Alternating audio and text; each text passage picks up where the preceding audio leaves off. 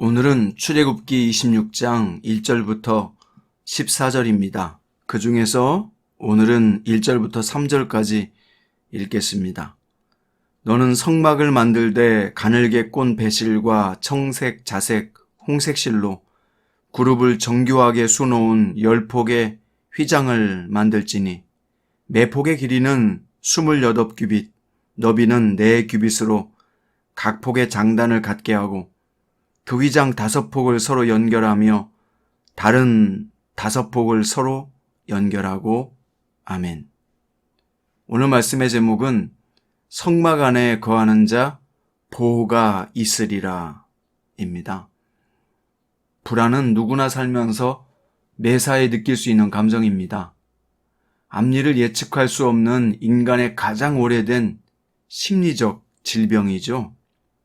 특별한 이유 없이 걱정과 초조감이 드는 것을 불안이라고 하고 명확하고 구체적인 대상에 대한 두려움을 공포라고 합니다. 공황은 극심한 불안 발작 상태를 뜻하고 강박은 불안 증세를 참을 수 없을 때 그 증상을 없애거나 중화시키기 위해서 나타나는 행동을 말합니다. 이 불안 지수가 높으면 사람은 마음의 중심을 잃게 되어 안정감을 갖지 못하고 이리저리 쫓겨다니는 인생을 살게 됩니다. 하나님의 백성은 이 불안 증상으로부터 벗어날 수 있습니다. 오늘 본문은 왜 성도가 불안해하지 말아야 되는지 잘 보여주는 말씀입니다.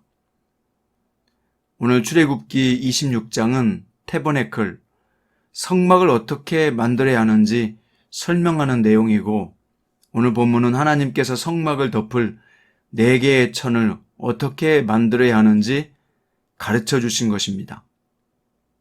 성막을 덮는 가장 안쪽에는 여러 색깔로 만들어진 휘장이 있고 그 위에는 염소털로 만든 휘장이 덮이고 또 그 위에는 붉은 물을 들인 순양 가죽으로 만든 덮개가 있고 맨 위에는 해달 가죽으로 만든 덮개로 덮었습니다. 이 성막의 덮개, 즉 휘장이 이 시대를 사는 우리에게 주는 교훈은 이것입니다. 첫 번째, 1절부터 6절은 성막이 상징하는 것은 예수님의 사역이라는 것입니다. 성막 가장 안쪽의 휘장에는 가늘게 꼰 실과 청색, 자색, 홍색 실로 천사들을 수놓았습니다. 이 휘장의 폭은 모두 10폭인데 5폭씩 연결해 큰 2개를 만들고 그 2개를 연결해 한 개의 완성된 휘장을 만드는 방식이었습니다. 이 휘장의 크기가 무려 가로 18m, 세로 17.7m의 엄청난 크기입니다. 이 휘장에 여러 색이 섞여 있었는데요. 먼저 청색은 천상의 세계를 상징하고 자색, 즉 보라는 고귀하신 예수님을 상징하며 붉은 홍색은 예수님의 피를 상징하고 가늘게 꼰 배실은 흰색인데 이것은 깨끗함을 상징했습니다. 다시 정리하면 천상의 세계에 계셨던 고귀하신 예수님이 이 땅에 오셔서 십자가에서 피를 흘려 죽으심으로 우리가 흰눈처럼 깨끗하게 되었다는 뜻이 휘장의 색에 포함되었단 말입니다. 신기하지 않나요? 하나님은 성막의 휘장의 색을 통해서도 이 땅에 오실 메시아 예수 그리스도의 출생과 속죄사역, 그 결과까지 포함시켰다니 말입니다. 하나님은 이처럼 휘장의 색에도 당신의 구원사역의 의미를 새겨놓으신 섬세하신 분입니다. 우리가 구원받고 하나님의 백성이 된 것은 우연이 아니라 세밀하신 하나님의 계획 때문입니다. 그러니 우리가 얼마나 축복받은 사람입니까? 두 번째, 7절부터 14절은 성막을 사중으로 보호하는 덮개, 즉 휘장에 대한 말씀인데요. 성막을 두 번째로 덮는 휘장은 염소털로 만들도록 지시하셨습니다. 염소털은 보온 효과가 있지요. 또 그 이외에 붉게 물들인 순양의 가죽으로 만든 덮개로 덮게 했습니다.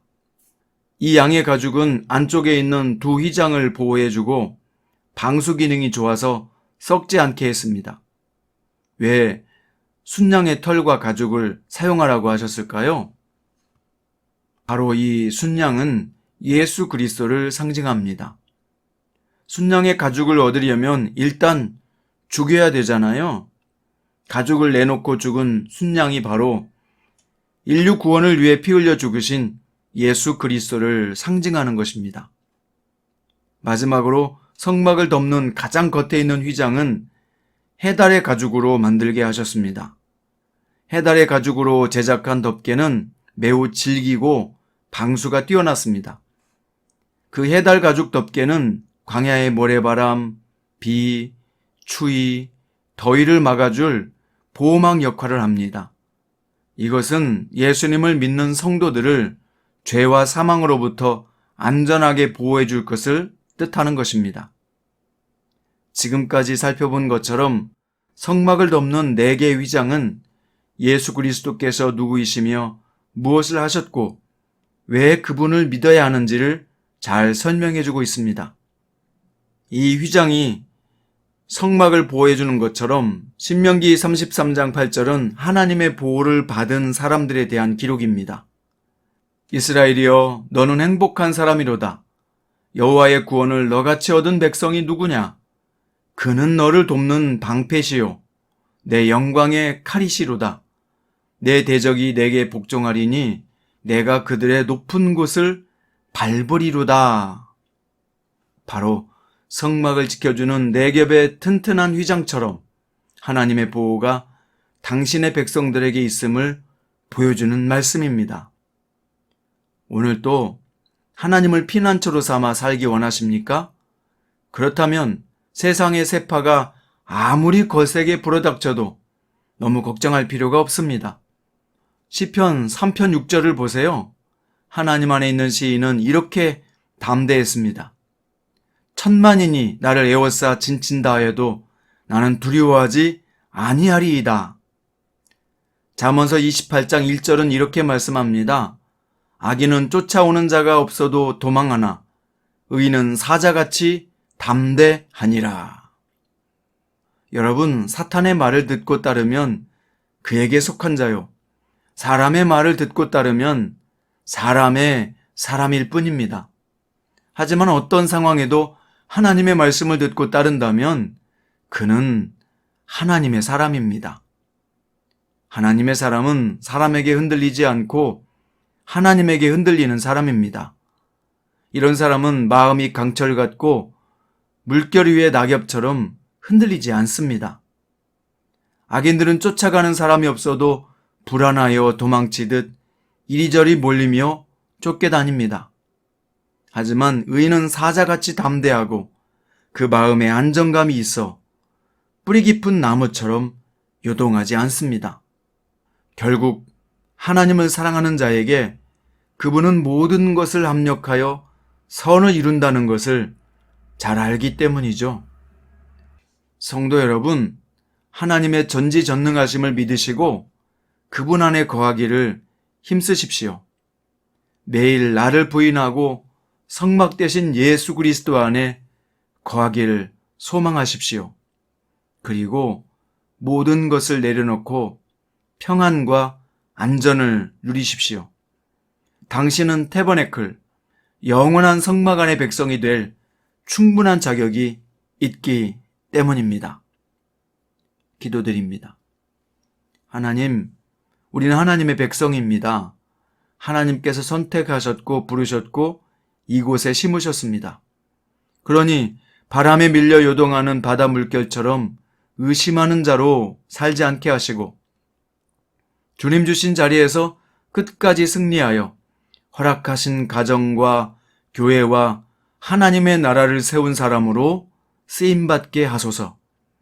살아계신 우리 주 예수 그리스도의 이름으로 기도드립니다.